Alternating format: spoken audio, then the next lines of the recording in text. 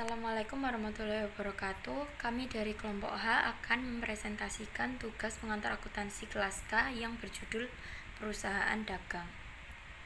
Sebelum itu perkenalkan, nama saya Indriana Cainingrum, NPM saya 317. Masuk ke dalam materi. Yang pertama ada sistem operasional. Sistem operasional ini membeli barang dagang yang selanjutnya disimpan dan dijual kepada pelanggan.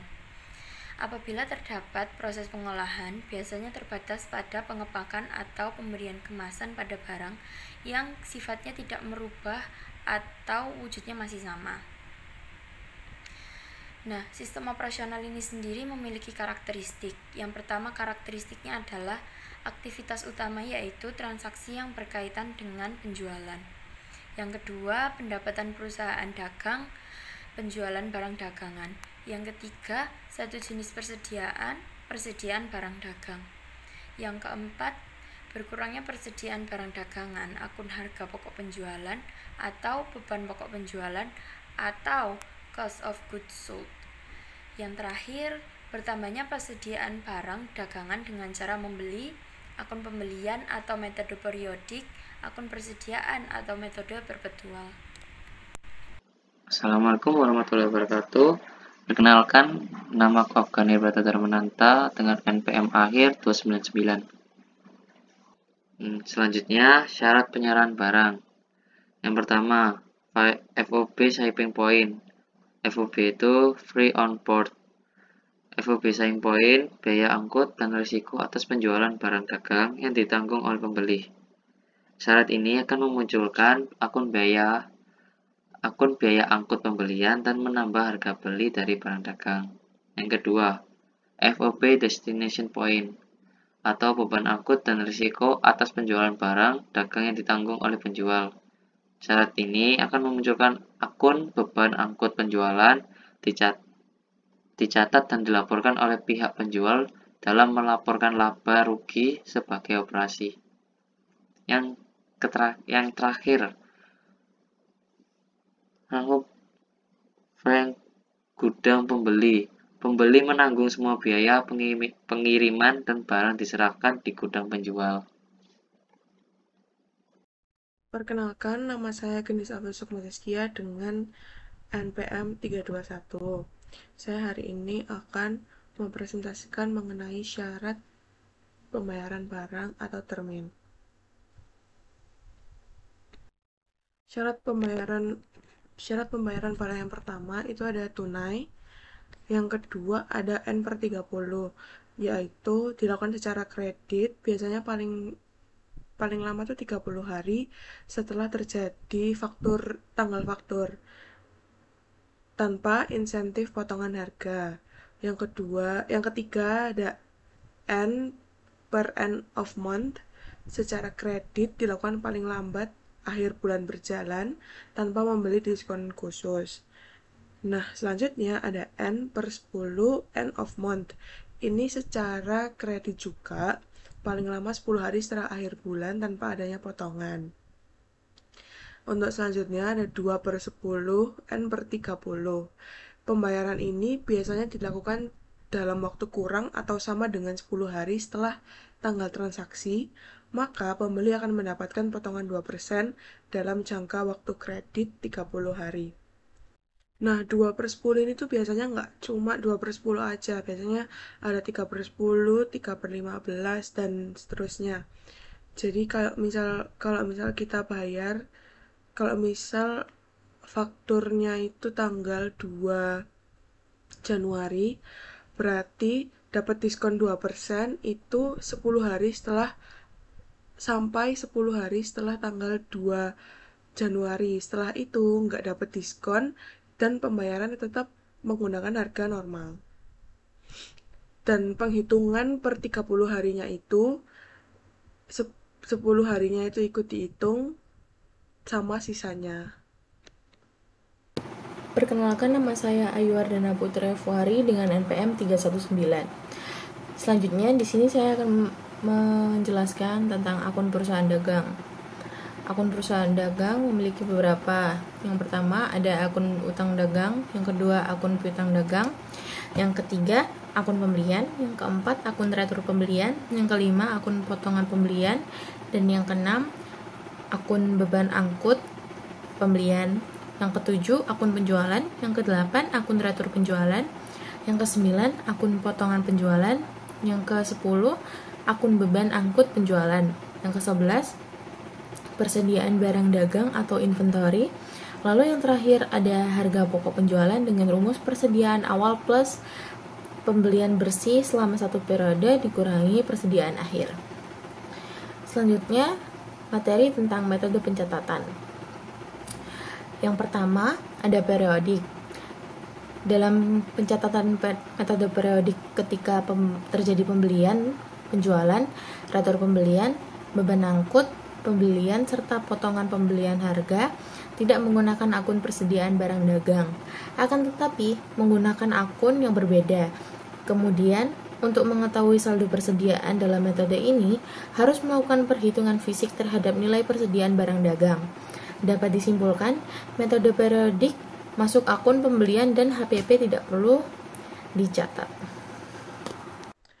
Untuk selanjutnya saya akan menjelaskan mengenai jurnal untuk periodik dan perpetua perusahaan dagang. Ini saya ngambil soalnya dari buku ini, Pengantar Akuntansi Case Based Learning Perusahaan Jasa dan Dagang. Kan ini yang pertama, membayar sewa toko bulan Desember 1.600, beban sewa di debit, kas di kredit. Yang kedua, 3 Desember membeli persediaan barang dagang dengan utang, kan itu ada terminnya 15.000.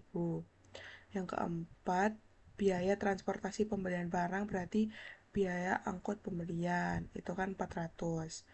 Terus yang keenam ada tanggal 6 ada piutang dagang sama penjualan karena dia menjual barang tapi secara kredit. Terus tanggal 7 menerima pembayaran piutang. Lalu yang tanggal 10 menjual barang dagang secara tunai 18.300. Nah, karena masih di cara yang periodik, maka HPP-nya tidak dimasukkan ke dalam jurnal. Lalu tanggal 13 Desember menjual barang dagang, membayar pada toko bintang atas pembelian barang dagang tanggal 3 Desember. Nah, 3 Desember kan yang tadi membeli persediaan barang dagang pada toko bintang senilai 15.000 dengan termin 2/10 N/30 FOB shipping point. Berarti utang dagangnya kan 15.000. Nah, 15.000 dari 15.000 untuk cara karena ini masih memasuki tanggal yang masih memasuki 10 hari 13 Desember ini, berarti kan dapat diskon 2%. Nah, diskon 2% dari 15.000 itu Rp300, jadi membayar 14.700. Terus yang nomor 14, yang tanggal 14 menerima retur senilai 1.500. Jadi returnya masuk debit, piutangnya kreditnya piutang. Tanggal 15 membayar beban iklan. Tanggal 16 menerima pembayaran dari Pluto atas penjualan tanggal 6 Desember. Nah, tanggal 6 Desember itu kan menjual barang 8.500, dapat duit 8.500. Tapi ternyata tanggal 14 itu ada retur. Nah, berarti penjualan itu kan nggak utuh, jadinya 8.500 dikurangi 1.500, 8.500 dikurangi 1.500 kan 7.000. 7.000 itu baru penjualan bersih yang udah dihitung habis retur. Lalu karena 8.500 karena tanggal 16 ini masih masuk ke dalam 10 hari setelah faktur, makanya dapat diskon 2%. Nah, 2% dari 7.000 itu 1.400, jadi bayarnya cuma 6.800, dapatnya jadi 6.860. Lalu tanggal 19 membeli persediaan barang dagang. Tanggal 19-nya lagi membayar utang usaha. Lalu tanggal 20 menjual barang dagang kepada toko pelangi 16.000.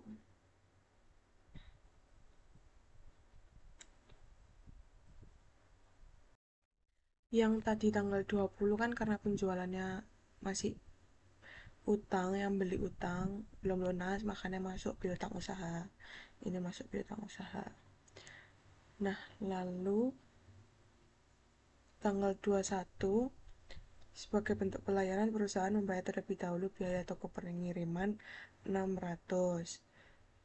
Jadi masuknya ke piutang usaha juga, kasnya kredit. Terus yang 21 menerima pembayaran piutang dari pelanggan 11.750. Terus yang 21 memberi barang dagang kepada perusahaan Galaxy 15.000. Ini juga ada terminnya, berarti utang. Terus yang 24 ada retur dari perusahaan Galaxy senilai 3.500 karena tidak sesuai dengan yang dipesan. Jadi utang usahanya di debit dan retur dan potongan pengembaliannya di kredit. Terus tanggal 26 membayar 720.000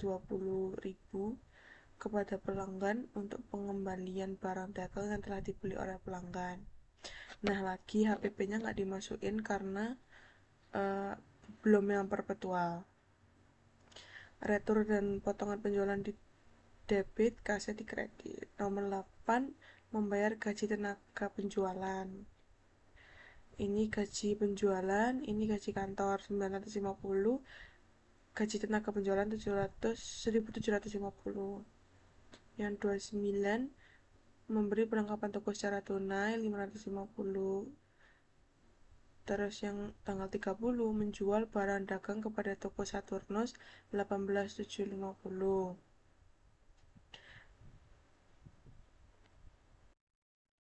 Untuk tanggal 30 Desember kan menerima pembayaran dari toko pelangi atas penjualan barang dagang tanggal 20 Desember beserta biaya pengirimannya.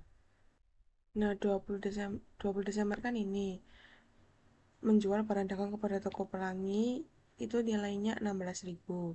Nah, terus tadi di halaman sebelumnya, maksudnya halaman setelahnya ini kan membayar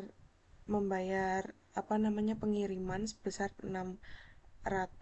Nah, makanya totalnya 16.600 karena ini tanggal 30 menerima pembayaran dari toko pelangi dan beserta biaya pengirimannya. Nah, lalu untuk cara mencari diskon penjualannya tuh kan barangnya harganya tetap 16.000. Jadi ngitungnya pakai 16.000 aja karena harga barang aslinya 16.000 kan, nggak pakai ongkir. Nah, karena tanggal 30 ini juga masih masuk di 2/10, masih masuk 10 harinya, makanya dapat diskon 2%. Nah, 2% dari 16.000 itu 320.000. Jadi pendapatan yang didapat itu 16.280. Lalu transaksi yang terakhir yaitu tanggal 31 membayar kepada perusahaan Galaxy atas transaksi pembelian barang dagang tanggal 21 Desember. Nah, 21 Desembernya kan ini. Terus ini kan 15.000. Nah, tapi lagi-lagi kita itu mengembalikan barang dagang. Jadi barang yang kita beli itu ternyata ada yang nggak sesuai sama yang kita pesan. Makanya barangnya itu kita balikin lagi 3.500. Nah, jadi 15.000 dikurangi 3.500 sama dengan 11.500. Dan karena tanggal 31 itu masih masuk ke dalam 1/10 masih masuk 10 hari setelah tanggal faktur, maka mendapat diskon 10%. Nah, 10% dari 11.500 itu 115. Jadi kita tuh bayarnya 11.385. Totalnya ini.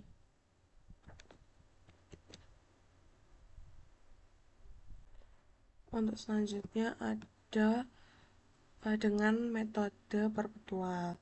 Nah, sebenarnya untuk semuanya tuh sama aja.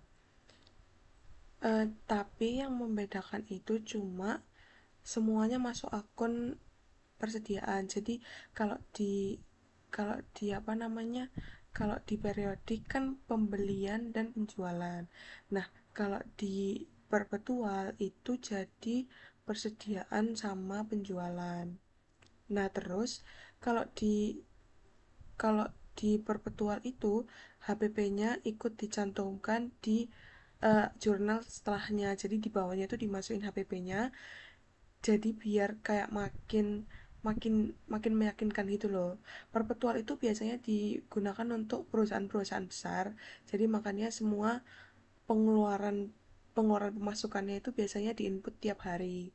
Jadi HPP-nya juga harus dimasukin. Kayak contohnya ini tanggal 6 kan menjual barang dagang kepada minimarket Pluto 8.500.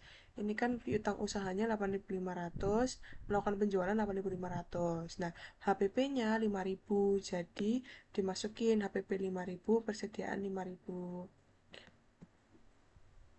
Semua yang ada HPP-nya itu dimasukin HPP persediaan, HPP persediaan, HPP persediaan. Nah, kalau misalnya yang tanggal yang tanggal 6 atau tanggal 10 itu kan menjual barang. Jadi HPP-nya kita nambah, persediaannya kita kurang. Jadi HPP-nya di debit, persediaannya di kredit. Nah, sedangkan untuk tanggal 14 itu kan ada barang yang dikembalikan ke kita. Jadi persediaannya itu nambah, HPP-nya berkurang.